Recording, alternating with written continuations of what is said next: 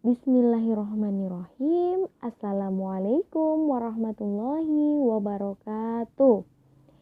Selamat pagi anak-anak. Sebelum kita memulai pembelajaran pada pertemuan kali ini, alangkah lebih baiknya kita berdoa terlebih dahulu. Berdoa mulai. Pada pertemuan kali ini kita akan membahas mengenai sumber-sumber hukum Islam. Sebelum kita mengenal ada beberapa sumber-sumber hukum Islam yang akan kita pelajari, alangkah lebih baiknya kita mengetahui terlebih dahulu apa itu sumber-sumber hukum Islam. Sumber-sumber merupakan landasan, rujukan, dan juga dasar. Sedangkan hukum Islam adalah peraturan, penetapan bagi larangan yang harus dilakukan dan juga perintah yang harus dilakukan oleh kaum Islam. Sehingga sumber-sumber hukum Islam adalah landasan, rujukan, dan juga dasar dalam menetapkan, dalam mengambil hukum bagi orang Islam. Adapun sumber hukum Islam ada Al-Quran, hadis, ijtihad yang merupakan ijma, qiyas, dan maslahah mursalah. Pengertian Al-Quran. Al-Quran dapat diartikan secara bahasa dan juga secara istilah. Secara bahasa, Al-Quran berasal dari kata qara'a yaqra'u qira'atan Qur'anan yang memiliki arti sesuatu yang dibaca atau bacaan.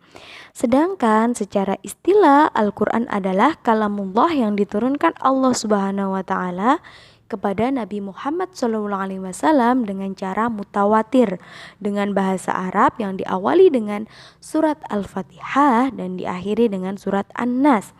Jadi sangat jelas bahwasanya Al-Quran merupakan wahyu pertama yang diturunkan oleh Allah Subhanahu wa taala kepada Nabi Muhammad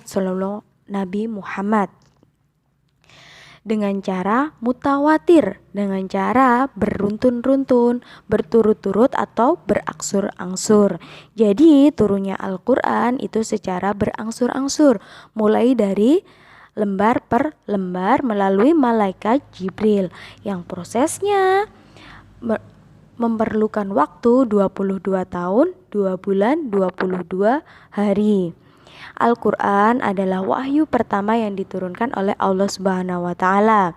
Wahyu pertama yang diturunkan yaitu surat Al-Alaq ketika pada saat itu Nabi Muhammad SAW berusia 40 tahun. Tepatnya diturunkan di Gua Hiro pada tanggal 17 Ramadan. Pada zaman dahulu Al-Quran hanya dihafalkan oleh para sahabat-sahabat Nabi Muhammad. Lalu ketika ada peperangan menjadikan para sahabat-sahabat gugur dalam peperangan, Abu Bakar mengusulkan bahwasanya Al-Quran dibukukan dan mulai dituliskan agar Al-Quran tidak hilang dimakan waktu karena terkikisnya para tahfidz yang memiliki hafalan atau gugurnya para tahfidz yang memiliki hafalan. Sehingga pada awalnya Al-Quran itu mulai ditulis di batu, di kulit pohon, di tulang oleh para sahabat-sahabat. Kemudian pada masa Umar, Al-Quran mulai dibukukan. Dan pada masa Utsman, Al-Quran mulai disebarkan dan digadakan menjadi suatu buku yang disebut Al-Quran atau kalamullah yang sudah dibukukan dan ditulis oleh para sahabat Rasulullah.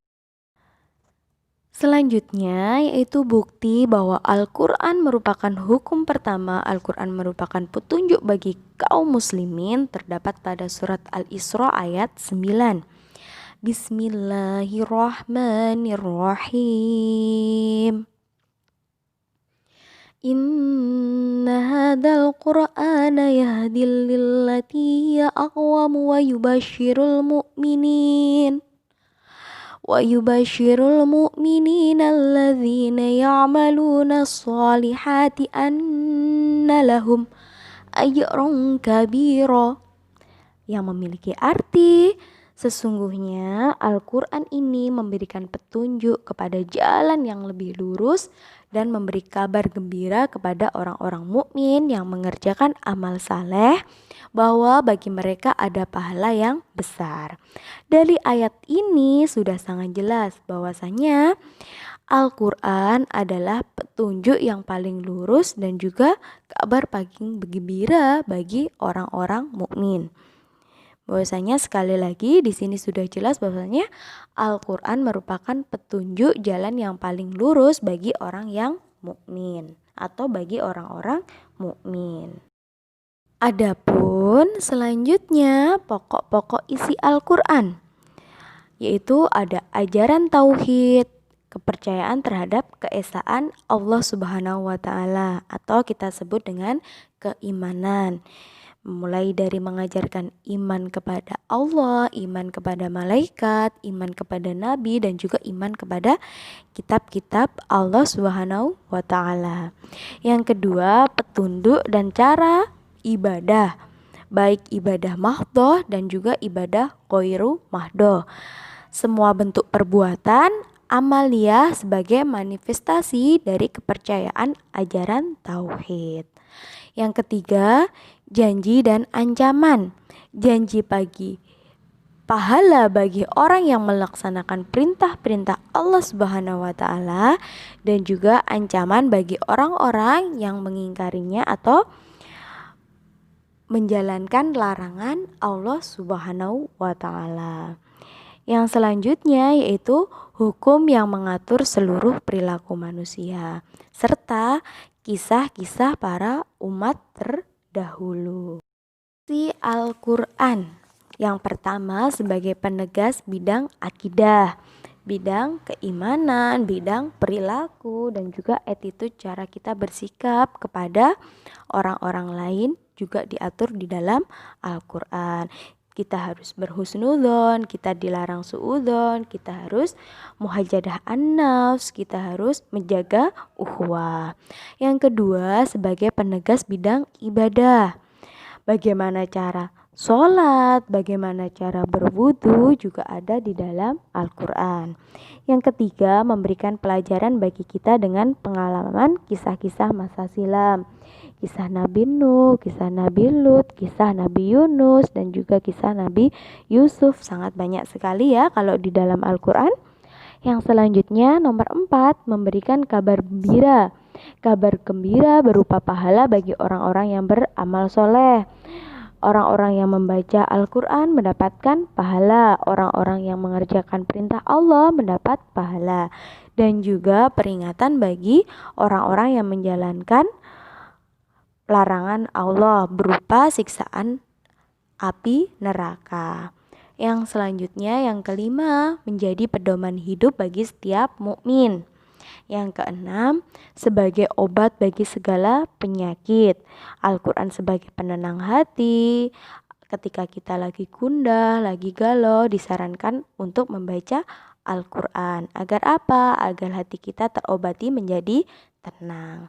Yang selanjutnya nomor 7 yaitu memberikan motivasi dan juga dorongan untuk kita untuk kemajuan kita. Jadi dorongan apa? Dorongan semisal kayak ilmu-ilmu, kita menciptakan ilmu, mengintegrasikan ilmu-ilmu yang kita ketahui dengan bantuan Al-Quran. Yang selanjutnya menjawab segala problematika kehidupan manusia. Perlu kita tahu anak-anak bahwasanya Al-Quran menurut Kunto Wijoyo merupakan sumber ilmu dari segala ilmu. Al-Quran menurut Kunto Wijoyo adalah sumber ilmu dari segala ilmu. Jadi pada dasarnya sumber-sumber ilmu itu bersumber pada Al-Quran. Selanjutnya yaitu kedudukan Al-Quran. Dasar kehujahan Al-Quran dan kedudukannya sebagai sumber hukum Islam terdapat pada surat An-Nisa ayat 105 yang bunyinya Bismillahirrahmanirrahim. Inna anzalna ilaikal kitaba bil haqqi litahkuma bainan nasi bima arakallah wala takun lil khainina khosima, yang memiliki arti sesungguhnya kami telah menurunkan kitab kepadamu dengan membawa kebenaran, supaya kamu mengadili antara manusia dengan apa yang telah Allah wahyukan kepadamu. Dan janganlah kamu menjadi penentang orang yang tidak bersalah, karena membela orang-orang yang berkhianat. Bahwasanya di surat ini sangat jelas bahwasanya bima arakallah, diturunkannya wahyu kepada Nabi Muhammad Shallallahu Alaihi Wasallam yang berupa Al-Quran.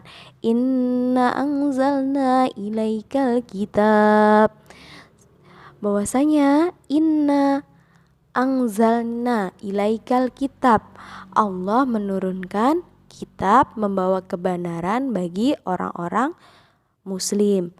Bahwasanya diturunkannya ayat ini menjadi bukti bahwasanya Allah menurunkan petunjuk, menurunkan dasar yang berupa Al-Quran kepada kaum mukmin sebagai petunjuk dan juga sebagai pedoman untuk menjalankan perintah Allah dan menjauhi larangan Allah Subhanahu wa Ta'ala.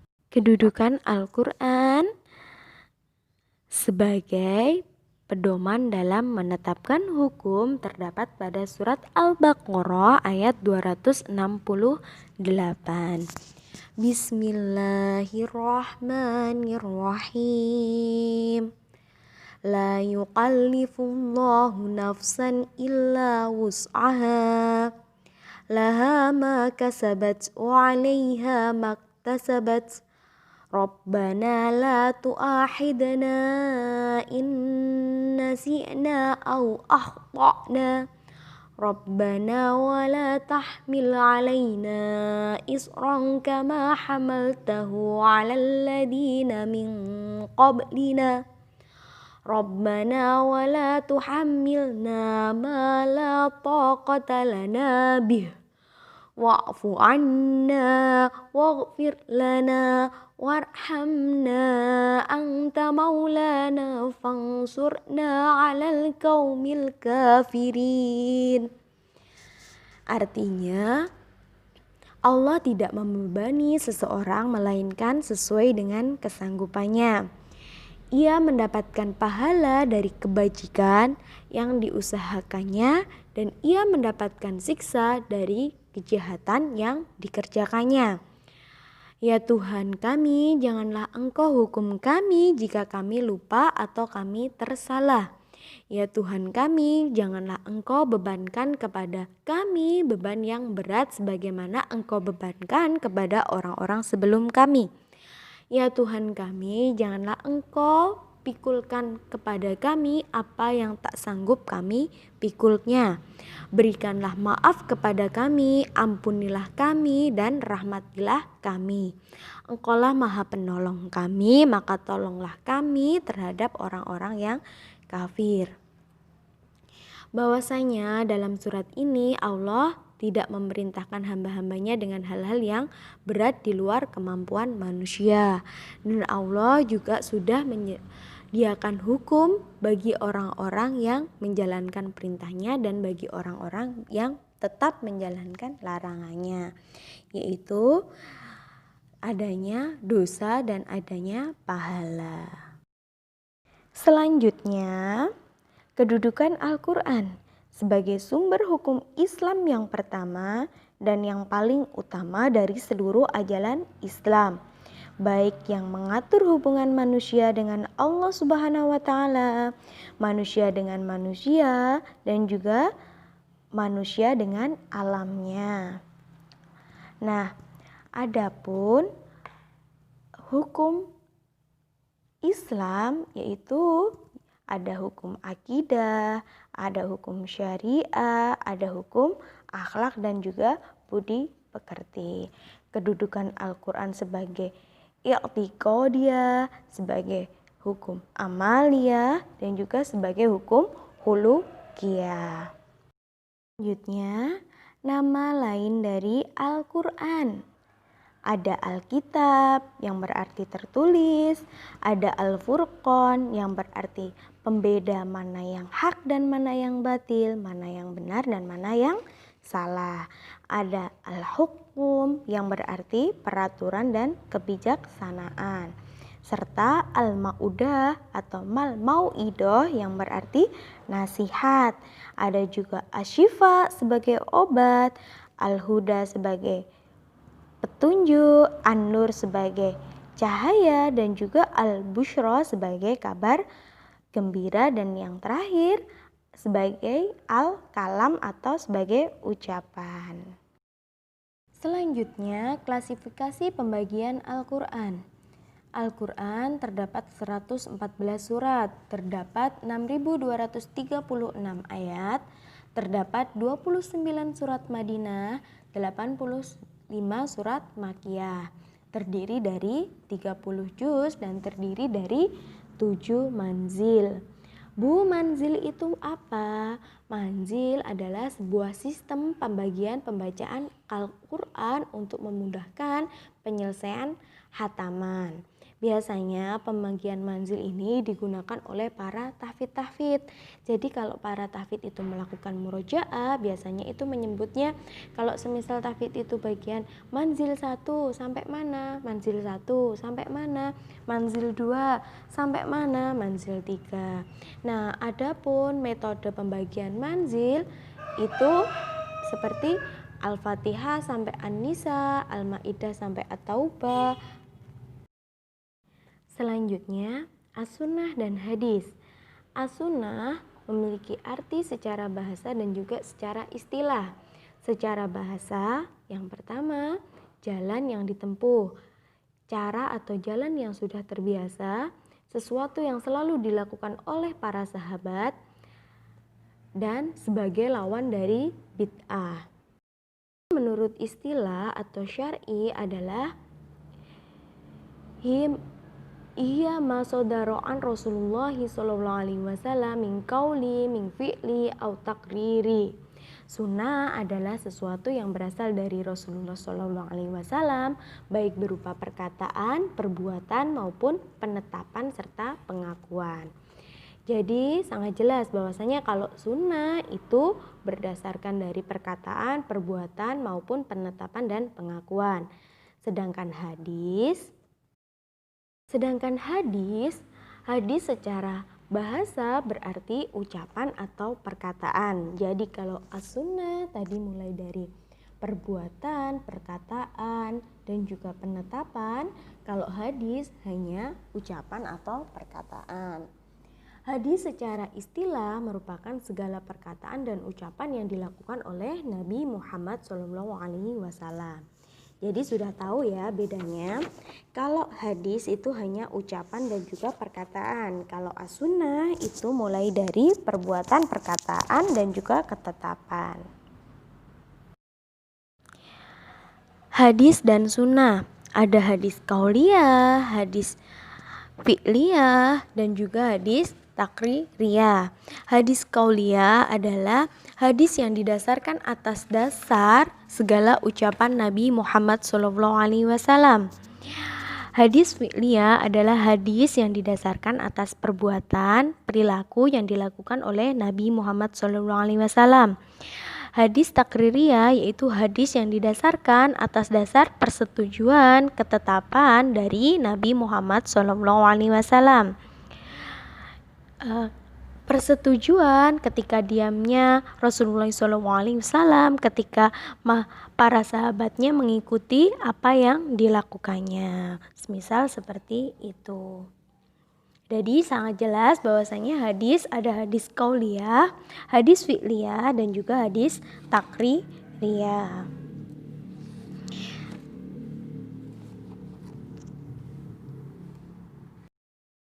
Kedudukan hadis. Hadis menempati kedudukan kedua setelah Al-Quran sebagai sumber hukum Islam. Jadi hadis menempati kedudukan kedua setelah Al-Quran. Ketika kita menjadikan sumber hukum Al-Quran, kita mencari sumber segala hukum dari Al-Quran, lalu kita tidak menemukannya, kita bisa menjadikan atau menggunakan hadis sebagai sumber hukum yang kedua untuk menemukan apa yang ingin kita cari sebagai hukum dan landasan kita dalam kehidupan sehari-hari. Fungsi dan kedudukan hadis. Yang pertama, hadis sebagai bayan at-takrir, yang kedua bayan at-tafsir, yang ketiga bayan at-tashri.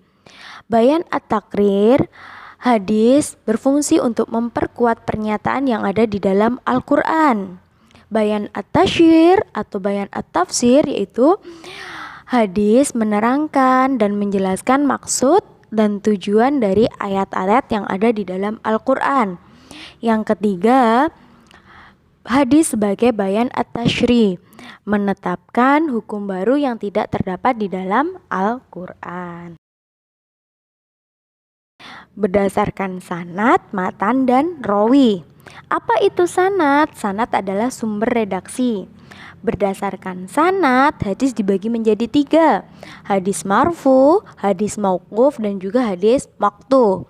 Hadis marfu yaitu hadis yang sanadnya berujung langsung dengan Nabi Muhammad SAW.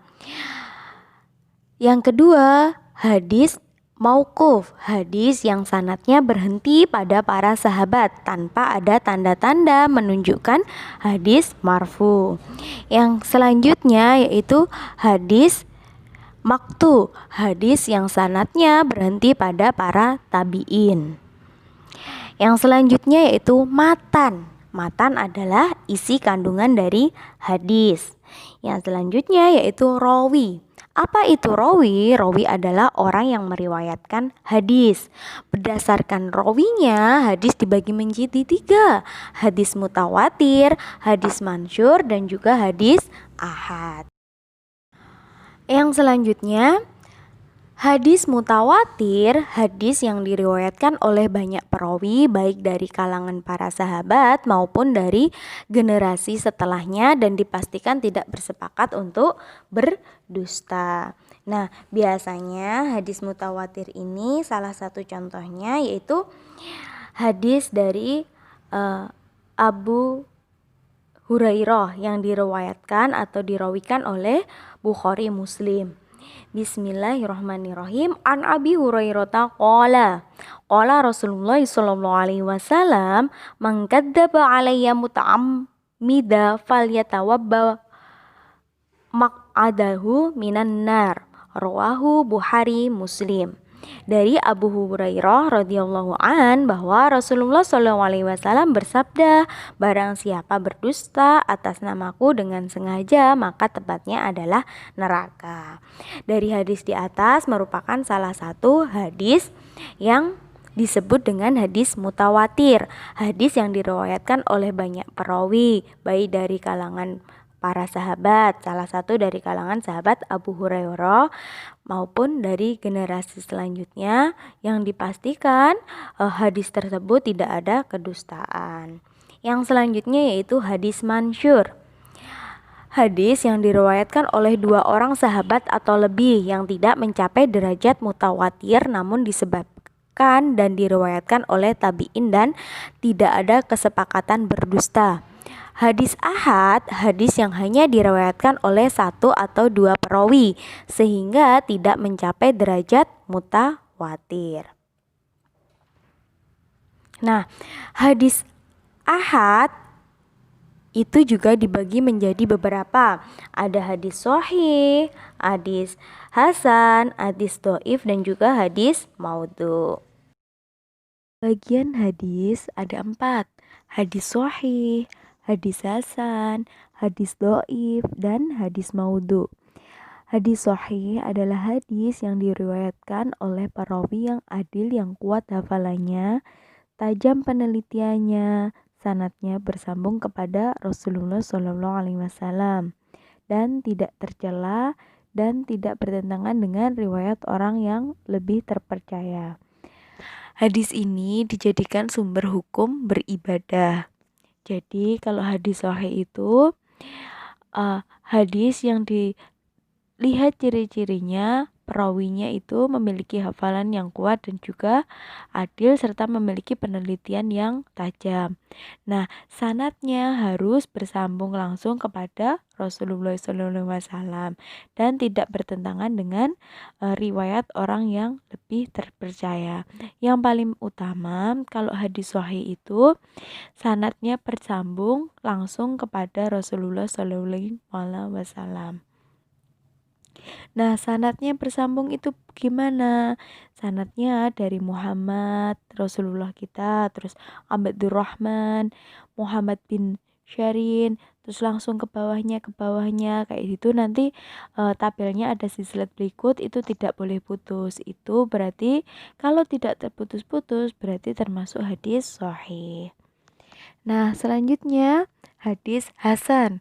Hadis yang diriwayatkan oleh perawi yang adil tetapi kurang kuat hafalannya. Sanadnya bersambung, tidak cacat dan tidak bertentangan. Hadis ini dijadikan sumber hukum mengerjakan amal ibadah. Nah, bedanya hadis sahih dan hadis hasan itu terletak pada perawinya. Kalau hadis sahih itu perawinya harus kuat hafalannya, tapi kalau hadis hasan itu ditandai dengan perawinya yang kurang kuat dalam hafalannya. Terus yang ketiga yaitu hadis doif, hadis yang tidak memenuhi kualitas hadis sahih dan hadis hasan. Hadis ini dijadikan sebagai motivasi dalam beribadah. Yang selanjutnya yang terakhir yaitu hadis maudhu, hadis yang bukan bersumber kepada Rasulullah SAW atau hadis palsu, tidak doif, tidak hasan, tidak juga sahih. Berarti itu hadis maudhu atau hadis palsu. Intinya hadis yang bukan bersumber kepada Rasulullah SAW. Yang selanjutnya ini adalah tabel. Nah, tabel ini adalah tabel yang berfungsi untuk kita mengetahui, untuk kita membedakan mana hadis sahih, mana hadis hasan, mana hadis doif. Karena tabel ini adalah tabel susunan sanad. Nah, kalau tadi hadis sahih itu kan sanadnya harus bersambung. Jadi urutannya, periwayatannya ini harus sambung, harus sesuai. Adapun tabelnya seperti di samping. Yang selanjutnya yaitu ijtihad. Setelah kita mempelajari tentang Al-Quran dan hadis, kita akan mempelajari mengenai ijtihad. Apa itu ijtihad? Yang perlu digarisbawahi bahwasanya Al-Quran dan hadis merupakan sumber hukum Islam. Al-Quran dan hadis bukan merupakan hukum Islam. Jadi ketika kita ingin menetapkan hukum Islam bagi kaum muslimin, kita perlu seorang mujtahid yang menetapkan atau melakukan ijtihad atas landasan dari Al-Quran dan hadis. Untuk itu, apa itu ijtihad secara bahasa dan apa itu ijtihad secara istilah? Mari akan kita bahas di slide selanjutnya. Selanjutnya, pengertian ijtihad. Ijtihad secara bahasa dan ijtihad secara istilah. Ijtihad secara bahasa berasal dari bahasa Arab yang berasal dari kata ijtihada yajtahidu ijtihadan, yang memiliki arti mengarahkan segala kemampuan, bersungguh-sungguh mencurahkan tenaga atau bekerja secara optimal. Sedangkan secara istilah, ijtihad adalah mencurahkan segenap tenaga dan pikiran secara bersungguh-sungguh dalam menetapkan suatu hukum. Jadi, ijtihad dilakukan untuk melakukan penetapan suatu hukum. Menurut Imam Al-Badawi, ijtihad adalah penggerakan upaya untuk menangkap hukum-hukum syariat secara keseluruhan. Nah, sedangkan ijtihad secara umum umum atau secara garis besar adalah bentuk upaya, bentuk usaha para mujtahid untuk menggali dan menemukan hukum syariat yang berlandasan menggunakan Al-Quran dan hadis. Nah, sebutan dari orang yang melakukan ijtihad itu adalah mujtahid. Perlu kita ingat anak-anak, kalau kita ingin berijtihad, kalau kita ingin menunjuk orang yang mujtahid, itu tidak sembarangan orang. Ketika kita sudah mampu membaca Al-Quran, atau kita dengan mudahnya menerjemahkan Al-Quran, dengan mudahnya kita mengambil inti apa maksud Al-Quran itu sangat tidak diperbolehkan atau tidak dianjurkan. Karena seseorang yang mampu menerjemahkan Al-Quran, yang mampu mentafsirkan Al-Quran, itu hanya orang-orang yang mujtahid. Nah, adapun syarat-syaratnya orang yang berhak menjadi seorang mujtahid, orang yang berhak berijtihad, akan kita pelajari di slide yang selanjutnya. Yang selanjutnya yaitu syarat-syarat ijtihad. Adapun syarat-syarat ijtihad ada 4. Memiliki pengetahuan yang luas dan mendalam. Yang kedua, memiliki pemahaman yang mendalam tentang bahasa Arab, ilmu tafsir, usul fikih, dan juga tarikh. Nah, memiliki pemahaman yang mendalam itu orang yang ingin berijtihad harus menguasai pengetahuan tentang Al-Quran, baik ulumul Quran, ragam qiraat, asbabun nuzul, nasih mansukh, dan ilmu-ilmu yang lainnya.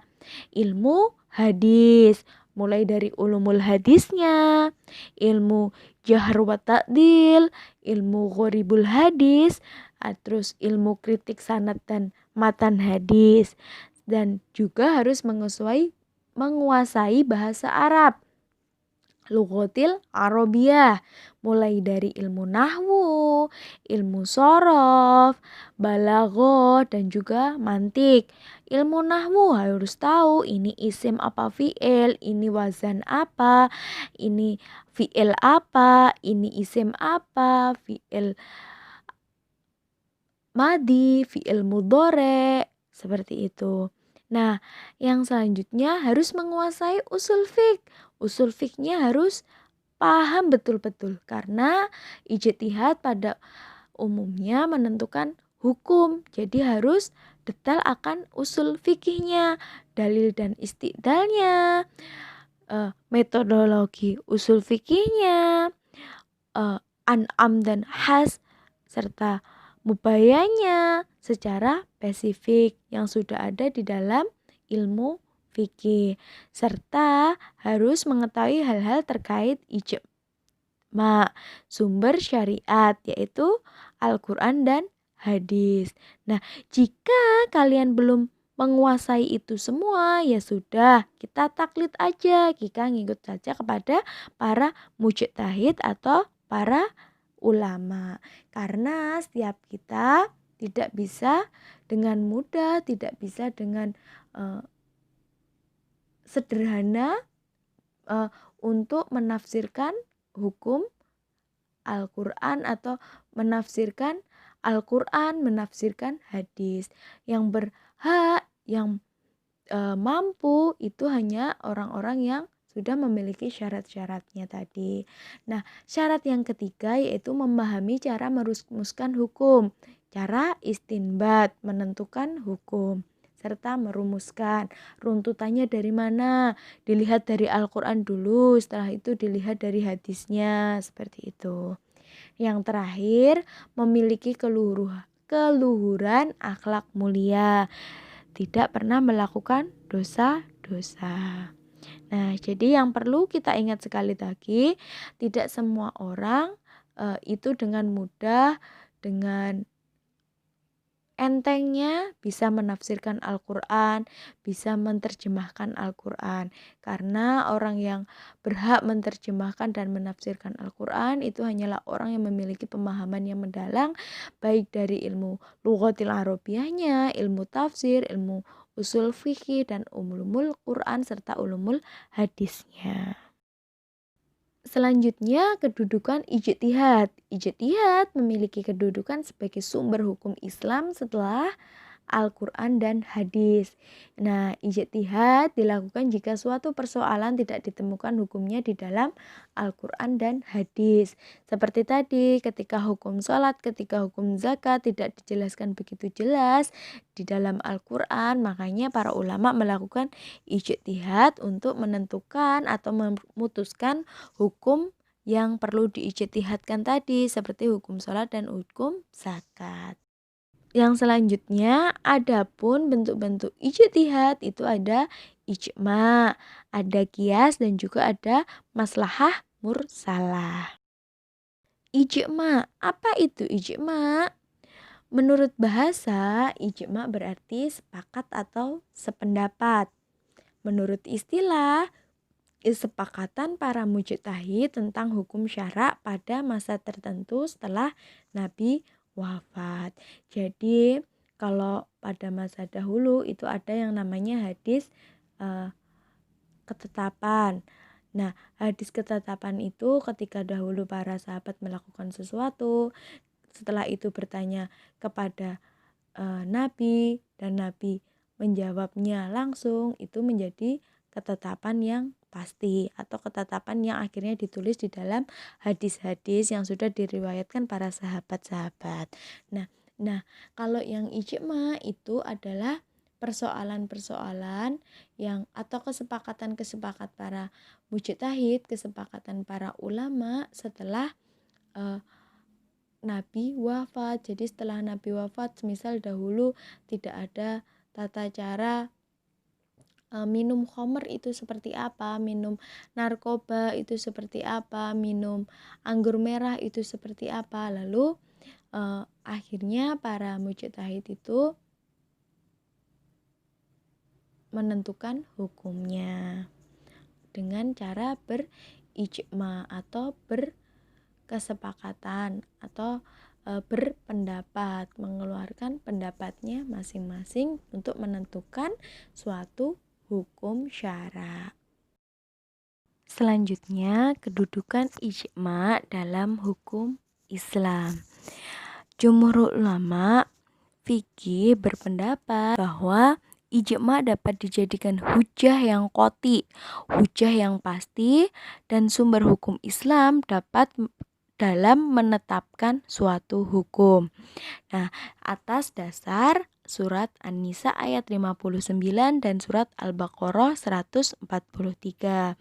Bahwasanya di dalam surat An-Nisa ayat 59 itu dijelaskan, A'udzu billahi minasyaitonir rajim. Bismillahirrahmanirrahim. Ya ayyuhalladzina amanu atiillaha wa atiiur rasul wa ulil amri minkum fa in tanaza'tum fi syai'in farudduhu ilallahi wa rusuli in kuntum tu'minuna billahi wal yaumil akhir dzalika khairu wa ahsanu taqwil, yang memiliki arti atau tafsirnya langsung ya. Kalau dilihat dari ayat tersebut, jika ditafsirkan menurut tafsir Al-Muyasyar, bahwasanya Allah memerintahkan para pemimpin dan orang yang memiliki jabatan untuk bersikap adil terhadap rakyatnya. Kemudian Allah memerintahkan para rakyat untuk taat kepada para pemimpin mereka. Allah berfirman, taatilah jalan hukum-hukumnya dan taatilah Rasulullah dalam setiap perintahnya, serta taatilah setiap orang yang mengatur urusan kaum muslimin. Jika kalian berselisih dengan pemimpin dalam suatu perkara agama, maka kembalilah kepada Al-Quran dan As-Sunnah atau hadis. Sebab ini merupakan asas dari keimanan serta mengandung kesudahan yang lebih baik bagi kalian di dunia dan di akhirat. Kalau kalian berselisih pendapat, berselisih paham tentang hukum Islam, maka kembalikanlah kepada landasannya, kepada dasarnya, yaitu kepada sumber hukum Islam, yaitu kepada Al-Quran dan juga hadis. Adapun contoh ijma itu seperti pembukuan Al-Quran pada masa Khalifah Abu Bakar Asy-Siddiq. Seperti yang saya bahas di depan tadi, bahwasanya pada masa dahulu, pada masa Rasulullah SAW, Al-Quran itu masih berupa lembaran-lembaran yang kemudian hanya dihafalkan oleh para sahabat-sahabat Nabi. Nah, ketika pada zaman Nabi sudah mulai ada peperangan dan menjadikan para tahfidz, para penghafal Al-Quran berguguran satu persatu, akhirnya menjadikan sahabat Abu Bakar dan para sahabat yang lainnya untuk memberitahu Rasulullah agar Al-Quran mulai dibukukan dan mulai dituliskan. Yang berawal mulai dituliskan di daun, di kulit pohon, di batu, dan di tulang unta. Selanjutnya dibukukan menjadi buku yang akhirnya pada masa Utsman sudah disebarkan. Akhirnya digandakan dan menjadi Al-Quran yang seperti kita punya saat ini, yang susunannya, bacaannya seperti yang kita punya saat ini. Yang kedua, menjadikan As-Sunnah sebagai sumber hukum Islam setelah Al-Quran. Yang ketiga, pengangkatan Khalifah Abu Bakar sebagai pengganti Rasulullah. Yang selanjutnya, macam-macam ijma. Dari segi caranya, ijma dibagi menjadi dua, yaitu ijma qauli dan ijma sukuti. Apa itu ijma qauli? Ijma qauli adalah ijma yang dimana para ulama mengeluarkan pendapatnya dengan lisan ataupun tulisan yang menerangkan persetujuannya atas pendapat mujtahid yang lainnya pada masanya. Nah, kalau ijma sukuti yaitu suatu ijma di mana para ulama diam, tidak mengatakan pendapatnya, tidak mengungkapkan pendapatnya. Nah, diamnya para ulama tersebut dianggap menyetujui. Diamnya di sini dianggap setuju dan taklid akan ijma yang telah disepakati. Nah, dari segi waktu dan tempat, ijma ada 6, yaitu ijma sahabi, ijma para sahabat, ijma ulama Madinah, ijma ulama Kufah, ijma Khalifah 4, ijma Abu Bakar, dan ijma ahli bait. Yang selanjutnya, kias. Apa itu kias? Pengertian kias. Kias secara bahasa dan secara istilah. Secara bahasa berarti mengukur, membandingkan, menyamakan sesuatu dengan yang lainnya. Secara istilah adalah menyamakan sesuatu yang belum ada ketentuan hukumnya dengan sesuatu yang telah ada status hukumnya, telah ada ketetapan hukumnya dan nas karena ada kesamaan nas antar keduanya. Jadi harus ada kesamaan. Atau lebih mudahnya kita bisa menyebutnya kias ini penyamaan atau persamaan dengan cara membandingkan dengan cara menyamakan kesamaan keduanya, atau menyamakan melon dengan melon kuning dengan melon merah, menyamakan semangka merah dengan semangka kuning, seperti itu. Gimana rasanya? Terus gimana hukumnya? Seperti itu. Adapun contohnya seperti yang ada di slide selanjutnya. Apa salah satu contoh dari kias, Bu? Salah satu contoh hukum dari kias, hukum dari penyamaan yang hukum penetapan akan dasar kias yaitu adanya penyamaan hukum whisky dan bir, terus narkoba dengan hukum khamar. Di dalam Al-Quran sudah sangat jelas bahwasanya haram bagi kita minum khamar karena khamar itu dapat menjadikan mabuk, dapat menghilangkan konsentrasi kita, dapat menghilangkan mendiamkan kerja otak kita. Nah, itu jelas-jelas di dalam Al-Quran hukumnya haram untuk diminum. Nah, tapi kan kalau whisky itu juga memabukkan, bir itu juga memabukkan, narkotika itu juga memabukkan atau bikin orang ngefly. Itu tapi nggak ada, Bu, di dalam Al-Quran, adanya cuma khomer. Nah, itu disamakan. Jadi para mujtahid melakukan ijtihad bahwasanya atas dasar nasnya sama-sama memabukkan, sama-sama menjadikan keburukan akhirnya, dan juga intinya sama-sama memabukkan tadi antara menghilangkan kinerja otak kita itu ketika kita minum whisky, minum bir, minum narkotika, dan minum homer itu menjadikan sama-sama kita ngefly, dan maka dari itu kita menjamakan minum whisky, minum bir, minum narkotika itu sama halnya dengan hukum saat kita meminum khamr, yaitu haram atau tidak dianjurkan dan tidak diperbolehkan. Yang selanjutnya itu rukun kias. Rukun kias itu ada 4. Asal, far'un, ilat, dan hukum asal. Apa itu asal? Yaitu sesuatu yang dinaskan hukumnya yang menjadi ukuran atau tempat menyerupakan, mengkiaskan hukum. Dalam istilah asal disebut makis alai atau musayabih. Nah, yang kedua yaitu far'un.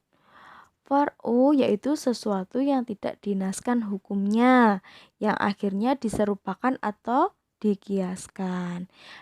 Secara istilah, usul fikih menyebut al-far'u atau al-makis dan al-musayyabah. Nah, yang selanjutnya yaitu ilat. Ilat itu adalah sebab yang menyambungkan pokok dengan cabangnya atau sebab terjadinya pengkiasan atau penyamaan. Yang terakhir yaitu hukum asal. Hukum asal yaitu hukum syara yang dinaskan pada pokok yang kemudian akan menjadi hukum pula bagi cabangnya, yaitu hukum setelah terjadinya asal, terjadinya faru, terjadinya ilat atau hukum baru yang ada pada cabangnya. Yang tadinya minum khamr aja yang haram, akhirnya minum narkoba, minum ganja juga haram atas dasar memabukkan. Seperti itu nggih. Macam-macam kias. Ada kias aulawi, kias musawi, dan kias aswib. Apa itu kias al-aulawi? Yaitu kias yang merupakan ilat hukumnya yang diberikan pada asal lebih kuat diberikan pada furu, sebagaimana yang terdapat pada surat Al-Isra ayat 23, di mana memukul orang tua dikiaskan pula dengan menyakiti hati orang tua. Yang kedua yaitu kias al-musyawi. Suatu kias yang ilatnya mewajibkan hukum apapun mengkiaskan sesuatu pada sesuatu yang lain. Yang keduanya bersamaan dalam keputusan menerima hukum tersebut. Contohnya hukum menjual harta anak yatim yang dikiaskan dengan hukum memakan harta anak yatim. Yang ketiga kias al-adna, yaitu mengkiaskan sesuatu yang kurang kuat menerima hukum yang diberikan pada sesuatu yang memang patut menerima hukum tersebut. Contohnya mengkiaskan jual beli apel pada gandum yang merupakan riba. Terus yang terakhir yaitu kias aswib. Apa itu kias aswib? Kias aswib merupakan kias yang faraknya dapat dikiaskan kepada dua asal atau lebih. Namun yang diambil adalah banyak asal yang lebih banyak persamaannya dengan farok. Seperti apa? Seperti hukum merusak budak dapat dikiaskan kepada hukum merusak orang merdeka. Karena kedua orang tersebut merupakan sama-sama manusia. Namun dapat pula dikiaskan kepada harta benda karena budak juga merupakan hak milik. Dalam hal ini budak dikiaskan kepada harta benda dikarenakan persamaannya lebih banyak dibandingkan dikiaskan kepada orang yang merdeka, di mana harta budak dapat diwariskan dan diperjualbelikan kepada orang lain dengan cara diwakafkan atau disedekahkan. Kedudukan kias dalam hukum Islam. Jumhur ulama fikih menjadikan kias sebagai hujjah syariat keempat setelah Al-Quran, As-Sunnah atau hadis, dan ijma. Jadi kias itu hukum yang keempat. Dasar dari kias itu terdapat pada surat Al-Asyr ayat 2. Selanjutnya yaitu maslahah mursalah. Maslahah mursalah artinya penetapan hukum yang menitik beratkan pada kemanfaatan suatu perbuatan dan tujuan yang hakiki terhadap syariat Islam. Misalnya, seseorang wajib mengganti atau membayar kerugian atas kerugian kepada pemilik barang karena adanya kerusakan di luar kesepakatan yang telah ditetapkan. Ketika kita rental mobil, lalu mobilnya kita tabrakkan, demi baiknya bagaimana agar tidak merugikan pemiliknya, tidak merugikan kita, baiknya keputusannya seperti apa, seperti itu. Nah, itu dinamakan maslahah mursalah. Manfaatnya seperti apa, kerugiannya seperti apa, nggih. Pembagian hukum Islam ada dua, hukum taklifi dan hukum wad'i. Hukum taklifi itu adalah tuntutan Allah Subhanahu wa taala yang berkaitan dengan perintah serta larangan. Sedangkan hukum wad'i adalah perintah Allah Subhanahu wa taala yang merupakan sebab, syarat atau penghalang bagi adanya sesuatu. Selanjutnya yaitu macam-macam hukum taklifi atau apa saja hukum taklifi. Yang pertama yaitu wajib atau fardu, sesuatu yang harus dikerjakan dengan konsekuensi. Ketika kita mengerjakan, kita akan mendapat pahala. Ketika kita meninggalkan, kita akan mendapatkan dosa. Yang kedua, sunnah, yaitu sesuatu perbuatan yang ketika kita kerjakan kita mendapatkan pahala, dan ketika kita tidak melakukannya kita juga tidak berdosa. Misalnya seperti apa? Sholat sunnah, puasa Senin, Kamis. Terus yang ketiga, haram atau tahrim, larangan untuk mengerjakan suatu perbuatan. Jika kita lakukan mendapatkan dosa, jika kita tinggalkan kita mendapatkan pahala.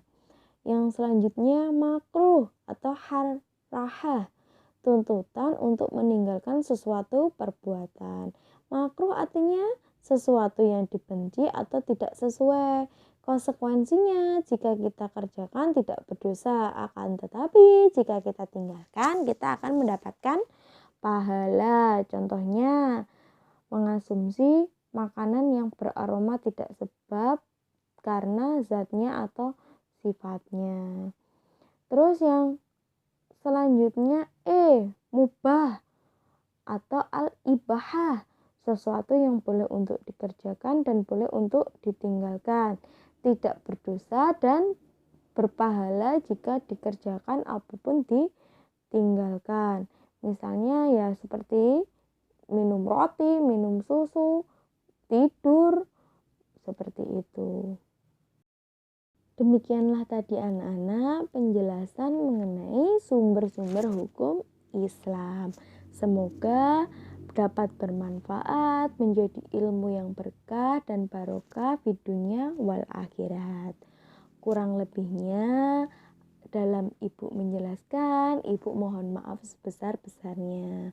Jika ada yang ditanyakan, nanti bisa dicatat lalu didiskusikan ke dalam Zoom meeting atau Google Meeting. Wallahu muwaffiq ila aqwamit thoriq. Assalamualaikum warahmatullahi wabarakatuh.